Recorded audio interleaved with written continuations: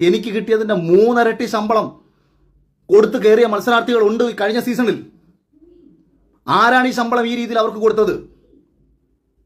അതിൻ്റെ ഷെയർ വാങ്ങി സ്ത്രീകളെ സ്വന്തം കാര്യങ്ങൾക്ക് ഉപയോഗിച്ചുകൊണ്ട്, മത്സരാർത്ഥികളെ സ്വന്തം കാര്യങ്ങൾക്ക് ഉപയോഗിച്ചുകൊണ്ട് ഇത്തരം നാറിയ പരിപാടികൾ കാണിക്കുന്ന അവന്മാരെ തുറന്നു കാണിക്കണം. അത് ഇമാതിരി പുഴുത്തു നാറിയ ഒരു ഷോ 50 ദിവസമായിട്ട് ഈ സമൂഹത്തിൽ ഈ ഷോ ഇത്രയേറെ നെഗറ്റീവായി പൊയ്ക്കൊണ്ടിരിക്കുമ്പോഴും മോഹൻലാലിനെ പോലും പറഞ്ഞു പറ്റിച്ച് ഇതെന്തോ മഹത്തരമാണെന്ന് കാണിച്ച് വീഡിയോ ഇട്ടേക്കാണ് 50ാമത്തെ ദിവസം. നാണം കെട്ട് ഞാൻ രാവിലെ ഞാൻ പറഞ്ഞു, സമൂഹത്തിന്റെ പ്രതിഫലനമാകണം ബിഗ് ബോസ് പോലത്തെ ഒരു ഷോ.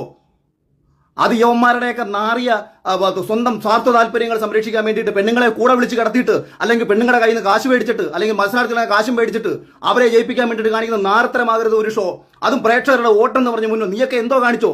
അപ്പോൾ ഐഡിയ സ്റ്റാർസിംഗ് നടക്കുന്നുണ്ടല്ലോ, ഡാൻസ് പ്രോഗ്രാമുകളുടെ റിയാലിറ്റി ഷോ നടക്കുന്നുണ്ടല്ലോ, അത് നിന്റെയൊക്കെ സ്വന്തം താല്പര്യത്തിന് നീയൊക്കെ തോന്നിയത്